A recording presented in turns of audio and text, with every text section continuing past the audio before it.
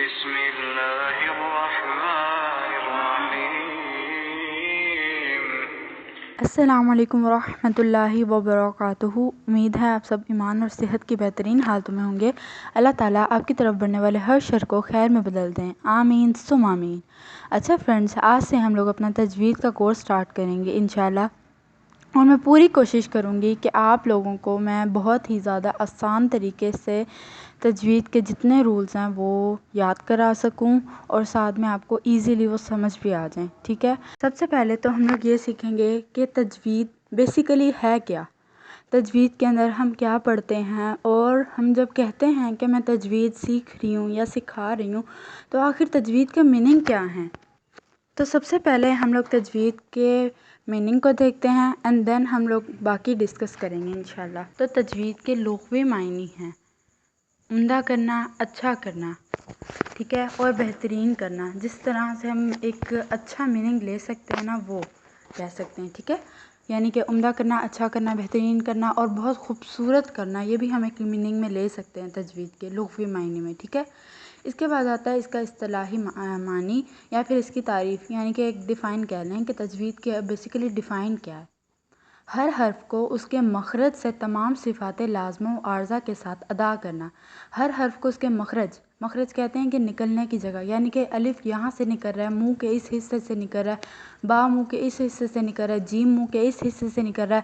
ہا منہ کے اس حصے سے نکل رہا ہے، خا منہ کے اس حصے سے نکل رہا ہے، تو یہ مخرج کہتے ہیں، ٹھیک ہے۔ اور تمام صفات لازمہ و عارضہ، اس کا مطلب یہ ہے کہ کہاں پہ زبر آ رہی ہے، کہاں پہ زیر آ رہی ہے، کہاں پہ دو زبر آ رہی ہے، تو ہم نے ان کو کیسے پڑھنا ہے، کتنا کھینچنا ہے، کتنا نہیں کھینچنا ہے، کہاں پہ ہم نے وقف کرنا ہے، تو یہ سب چیزیں اس میں آ جائیں گی، ٹھیک ہے۔ اس کے بعد ہم تجوید کا موضوع دیکھتے ہیں کہ آخر جیسے ہم کہتے ہیں نا قرآن پاک کا موضوع ہے انسان، تو تجوید کا موضوع ہے حروف تہجی اور قرآن کلمات کو بہترین طریقے سے ادا کرنا، یا پھر حروف تہجی اور قرآنی کلمات ہی موضوع ہیں تجوید کا۔ یعنی حروف تہجی کون سے، الف سے لے کر یا تک جتنے بھی حروف آتے ہیں وہ سارے حروف تہجی کہلاتے ہیں، ٹھیک ہے۔ اور حروف مفردات بھی انہیں کہا جاتا ہے۔ ہمارا نیکسٹ ٹاپک انشاءاللہ یہی سٹارٹ ہونے والا ہے، ٹھیک ہے۔ نیکسٹ ہم دیکھتے ہیں کہ آخر ہم تجوید کیوں سیکھتے ہیں، آخر اس کا مقصد ہی کیا ہے۔ تو ہم تجوید اس لیے سیکھتے ہیں تاکہ ہم حروف تہجی کو بہترین طور پر ادا کر سکیں، یعنی کہ الف کو ہم نے اتنا پڑھنا ہے، اس طرح پڑھنا ہے، با کو ہم نے ایسے پڑھنا ہے، ہم نے با کو بے نہیں پڑھنا، تا کو ہم نے تے نہیں پڑھنا، جیم کو ہم نے جیم تو چلیں ٹھیک ہے، وہ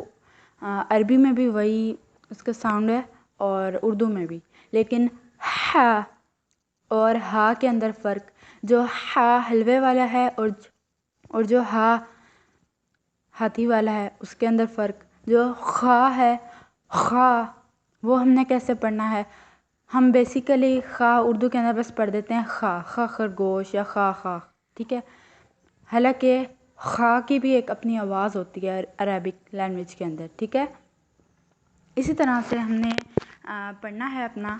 اور ساتھ میں ہم لوگ یہ سیکھتے ہیں کہ تجوید جو ہے اس کا پڑھنے کا کیا فائدہ ہے۔ تجوید کو ہم لوگ بیسیکلی اللہ تعالیٰ کی رضا کے لیے سیکھتے ہیں۔ ہر انسان کا یہ فرض ہے کہ وہ تجوید سیکھے، ٹھیک ہے۔ اللہ تعالیٰ نے ہمیں قرآن پاک ہماری طرف اتار دی ہے، ٹھیک ہے۔ تو اب یہ ہمارا فرض بنتا ہے کہ اس کو جتنے خوبصورت اور بہترین آواز میں ہو سکتا ہے ہم پڑھیں، ٹھیک ہے۔ اس کا فائدہ یہ ہوتا ہے کہ ہمیں دونوں جہانوں میں کامیابی ملتی ہے اور اللہ تعالیٰ بھی ہم سے خوش ہو جاتے ہیں۔ اور دوسری ایک بات جو کہ سب سے زیادہ امپورٹنٹ ہے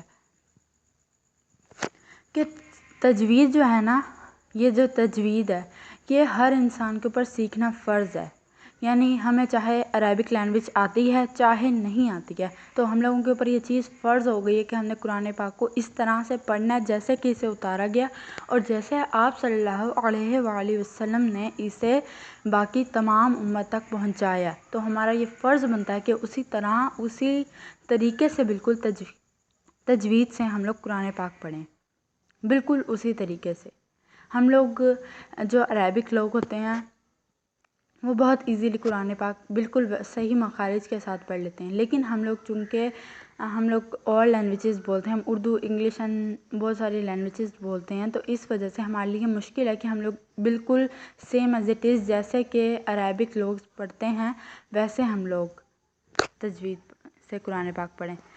تو ہم لوگوں کے لیے بس اتنا ہے کہ ہم لوگ حروف کو جتنا ہو سکے اچھے سے ادا کرنے کا طریقہ سیکھیں، اور اگر ادا کرنے کا طریقہ ہمیں آ گیا تو ہم لوگ انشاءاللہ تجوید بہت اچھے سے سیکھ جائیں گے، ٹھیک ہے۔